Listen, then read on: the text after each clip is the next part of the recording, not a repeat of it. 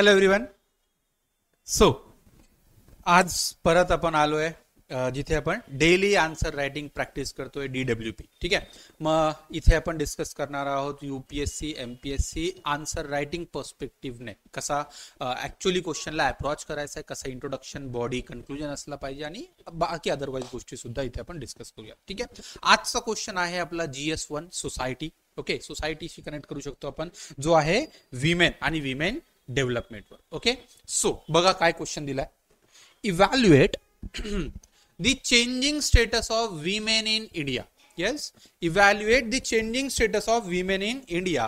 जिथे त्यांना विचारलंय की भारतामधील महिलांच्या बदलत्या स्थितीचे मूल्यांकन करा. मग आपल्याला क्वेश्चन कीवर्ड आहे बघा इथे इव्हॅल्युएट. इव्हॅल्युएट म्हणजे आपल्याला इथे बघायचंय की कसा ऍक्च्युअली आहे ना, की काय काय स्टेप किंवा काय प्रत्येक ऍस्पेक्टवर पॉलिटिकल, सोशल, इकॉनॉमिकल, कल्चरल या सगळ्या ऍस्पेक्टवर काय स्टेटस आहे विमेनचा, हा आपल्याला इथे चेक करायचा आहे. आय होप तुम्हाला कळालाय क्वेश्चन काय म्हणतोय. डिमांड कीवर्ड आहे evaluate status of women in India.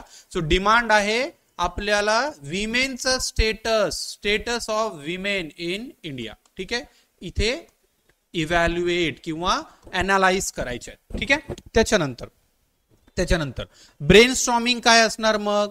Right, brainstorm. Right, question बघितल्या आन्सर राईट नाही करायचं. लक्षात ठेवा, कधी you are not suppose to write it immediately. The thing is की पहिले त्याच्यावर आपल्याला पॉईंट जनरेट करून घ्यायचे माइंडमध्ये, जेव्हा मग आपण राईट एकदा करायला लागलो कंटिन्युअस फ्लो असेल. So brainstorming. मग इथे इव्हॅल्युएशन ऑफ द स्टेटसमध्ये काय असणार. मग विमेनचा कॉन्स्टिट्युशनल स्टेटस काय, विमेनचा लीगल बॅकिंग काय, फ्रेमवर्क कसा आहे, विमेनचा सोशल स्टेटस काय, एज्युकेशन स्टेटस काय, हेल्थ स्टेटस कसा आहे ना, बाकी अस्पेक्ट मध्ये विमेनचा स्टेटस काय. मग मला एवढे सगळे पॉइंट्स इथे जनरेट दिसत आहेत. आणि मग तिथे फक्त आता जनरली काय होणार, तुम्ही इथे जेव्हा राईट करणार ना, एक तुमचा निगेटिव्ह अप्रोच असेल स्टेटस ऑफ विमेन. मग तुम्ही काय म्हणणार की महिलांचं डेव्हलपमेंट झालंच नाही किंवा महिलांचं स्टेटस इम्प्रूव्ह झालंच नाही, बघा आज पण त्यांना प्रेझेंटेशन नाहीये, बघा आज पण इलिटरेट आहे, बघा आज पण हाय. नो, क्वेश्चनचा आन्सर आपला टोटली निगेटिव्ह नसला पाहिजे, कारण आपल्याला हा विचारतोय इव्हॅल्युएट. म्हणजे तुम्हाला तिथे दोन्ही अस्पेक्टने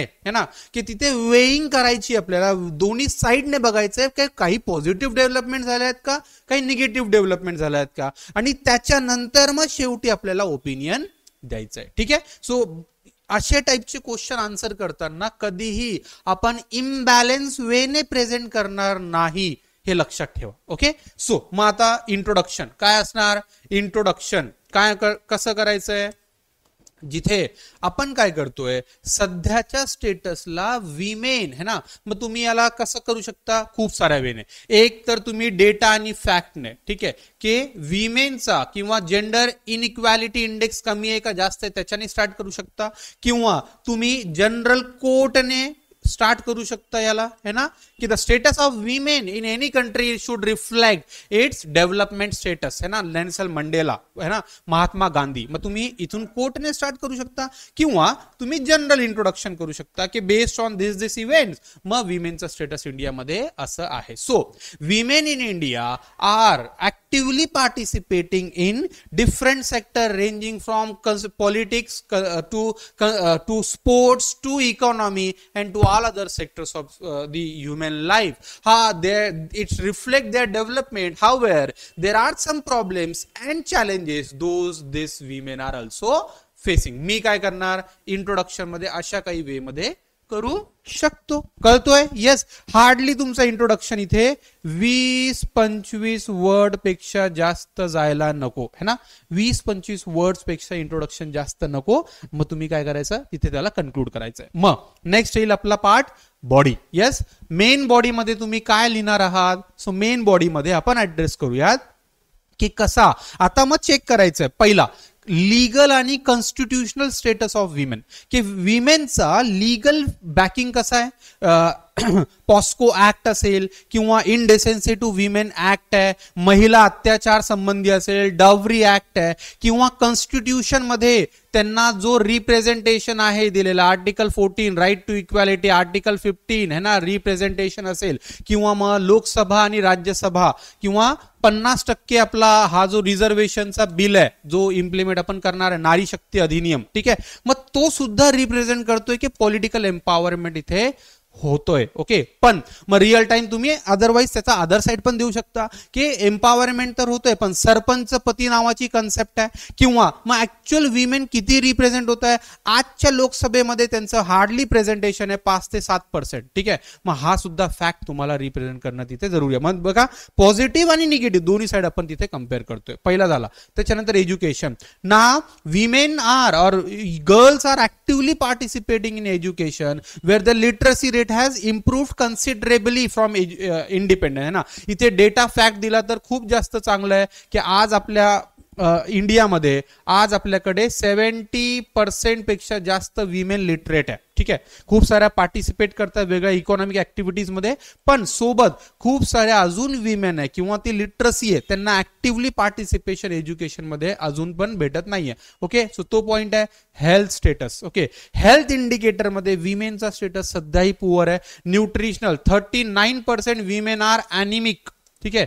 ॲनिमिक विमेन्स आहेत 39%. मग बाकी त्यांचा IMR इन्फंट मोर्टॅलिटी रेट असेल है ना, किंवा विमेन रिलेटेड बाकी जे इंडिकेटर्स आहे health indicator they are comparatively poor. Okay, मग त्याच्यानंतर लेबर मार्केट पार्टिसिपेशन किंवा women labour force participation rate ज्याला म्हणतो आपण, हा आता 30% पर्यंत गेलाय, म्हणजे इंडिकेट करतोय की आता तो वाढलाय.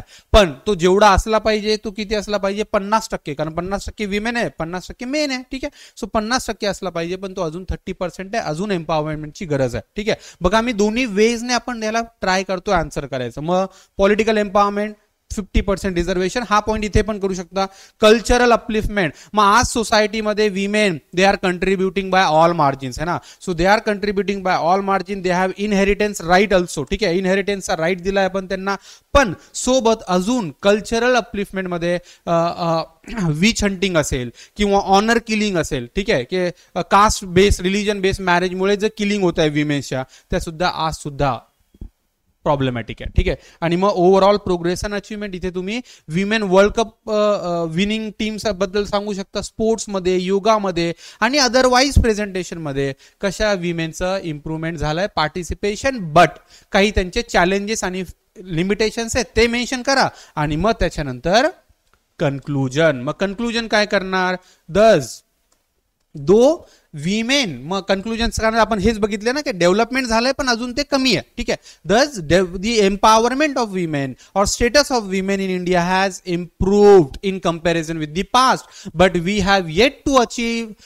Achieve a significant mile to ensure due respect of women that is envisaged by our forefathers constitution and contemporary society also, ठीक आहे. सो मग आपल्याला काय करायचं की अजून पण आपल्याला त्यांचा स्टेटस इम्प्रूव्ह झालाय, पण ऍक्च्युअल त्यांचा जेवढा दिला पाहिजे स्टेटस इम्प्रूव्ह झाला पाहिजे, जेवढं त्यांना रिकग्निशन दिलं पाहिजे तो रिकग्निशन अजून सुद्धा नाहीये, म्हणून आपल्याला एफर्ट्स घेणे मस्ट आहे. असा कन्क्लुजन असेल तर तो इन्क्लुझिव्ह आणि कन्क्लुझिव्ह असेल. एक 20 वर्ड्स मध्ये याला कन्क्लूड करा. मेन बॉडी तुमची 100 वर्ड्सची असेल, 120 वर्ड्स, मग 150 वर्ड्सच्या जवळपास तुमचा आन्सर कन्क्लूड होऊन जाईल. मला वाटतंय तुम्हाला ह्या आन्सर रायटिंग कशी करायची या फ्रेमवर्क प्रॉपर कळतोय. डाऊट असेल तर कमेंट मध्ये सांगा.